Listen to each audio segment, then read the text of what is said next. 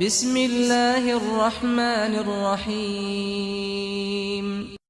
Au nom d'Allah, le tout miséricordieux, le très miséricordieux. Ta-Sin.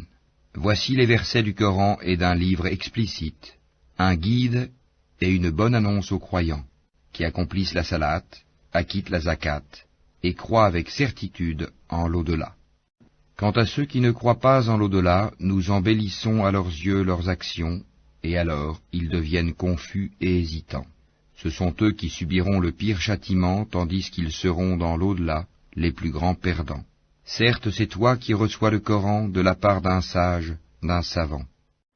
Rappelle quand Moïse dit à sa famille « J'ai aperçu un feu, je vais vous en apporter des nouvelles, ou bien je vous apporterai un tison allumé afin que vous vous réchauffiez. » Lorsqu'il y arriva, on l'appela « Béni soit celui qui est dans le feu, et celui qui est tout autour, et gloire à Allah, Seigneur de l'univers. Ô Moïse, c'est moi, Allah le Tout-Puissant, le Sage.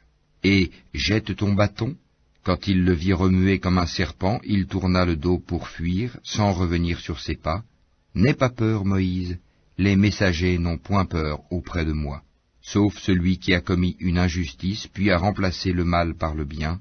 Alors je suis pardonneur et miséricordieux.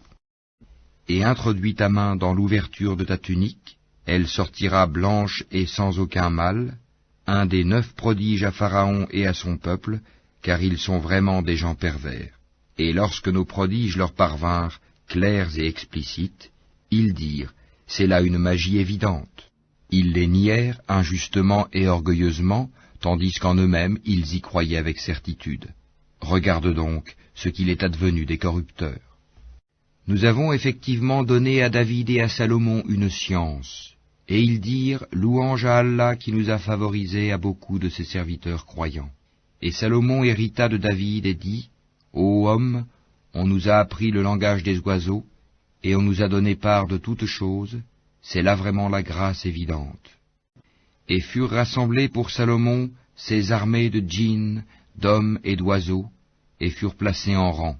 Quand ils arrivèrent à la vallée des fourmis, une fourmi dit, ô fourmis, entrez dans vos demeures, de peur que Salomon et ses armées ne vous écrasent sous leurs pieds sans s'en rendre compte.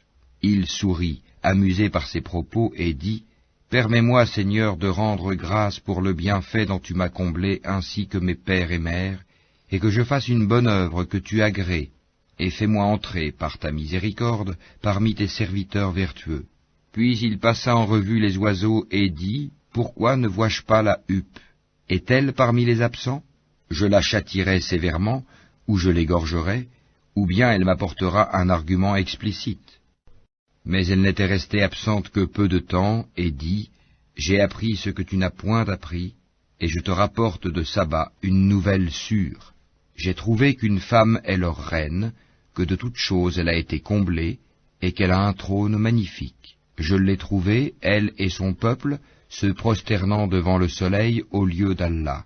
Le diable leur a embelli leur action, et les a détournés du droit chemin, et ils ne se sont pas bien guidés. Que ne se prosterne-t-il devant Allah, qui fait sortir ce qui est caché dans les cieux et la terre, et qui sait ce que vous cachez et aussi ce que vous divulguez? Allah, point de divinité à part lui, le Seigneur du trône immense. Alors Salomon dit, nous allons voir si tu as dit la vérité ou si tu as menti. Pars avec ma lettre que voici, puis lance-la à eux. Ensuite, tiens-toi à l'écart d'eux pour voir ce que sera leur réponse. La reine dit, ô notable, une noble lettre m'a été lancée, elle vient de Salomon et c'est au nom d'Allah le tout miséricordieux, le très miséricordieux. Ne soyez pas hautains avec moi et venez à moi en toute soumission. Elle dit, ô notable, conseillez-moi sur cette affaire, je ne déciderai rien sans que vous ne soyez présents pour me conseiller. Ils dirent, nous sommes détenteurs d'une force et d'une puissance redoutables, le commandement cependant t'appartient, regarde donc ce que tu veux ordonner. Elle dit, en vérité, quand les rois entrent dans une cité, ils la corrompent et font de ses honorables citoyens des humiliés, et c'est ainsi qu'ils agissent. Moi je vais leur envoyer un présent, puis je verrai ce que les envoyés ramèneront. Puis, lorsque la délégation arriva auprès de Salomon, celui-ci dit, « Est-ce avec des biens que vous voulez m'aider, alors que ce qu'Allah m'a procuré est meilleur que ce qu'il vous a procuré? Mais c'est vous plutôt qui vous réjouissez de votre cadeau. Retourne vers eux, nous viendrons avec des armées contre lesquelles ils n'auront aucune résistance, et nous les en expulserons toutes humiliées et méprisées. » Il dit, « Ô notables, qui de vous m'apportera son trône avant qu'il ne vienne à moi soumis? » Un djinn redoutable dit, « Je te l'apporterai avant que tu ne te lèves de ta place. Pour cela je suis fort et digne de confiance. » Quelqu'un qui avait une connaissance du livre dit, « Je te l'apporterai avant que tu n'aies cligné de l'œil. » Quand ensuite Salomon a vu le trône installé auprès de lui, il dit, « Cela est de la grâce de mon Seigneur pour m'éprouver si je suis reconnaissant ou si je suis ingrat. Quiconque est reconnaissant, c'est dans son propre intérêt qu'il le fait, et quiconque est ingrat, alors mon Seigneur se suffit à lui-même, et il est généreux. » Et il dit encore, « Rendez-lui son trône méconnaissable.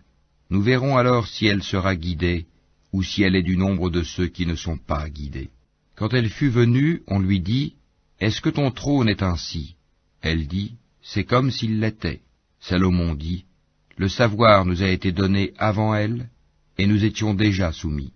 Or, ce qu'elle adorait en dehors d'Allah l'empêchait d'être croyante, car elle faisait partie d'un peuple mécréant. » On lui dit, « Entre dans le palais. » Puis, quand elle le vit, elle le prit pour de l'eau profonde, et elle se découvrit les jambes. Alors Salomon lui dit, « Ceci est un palais pavé de cristal. » Elle dit, « Seigneur, je me suis fait du tort à moi-même, je me soumets avec Salomon à Allah, Seigneur de l'univers. » Nous envoyâmes effectivement vers les Tamouds leur frère Sali, qui leur dit, « Adorez Allah, et voilà qu'ils se divisèrent en deux groupes qui se disputèrent. » Il dit, « Ô mon peuple, pourquoi cherchez-vous à hâter le mal plutôt que le bien?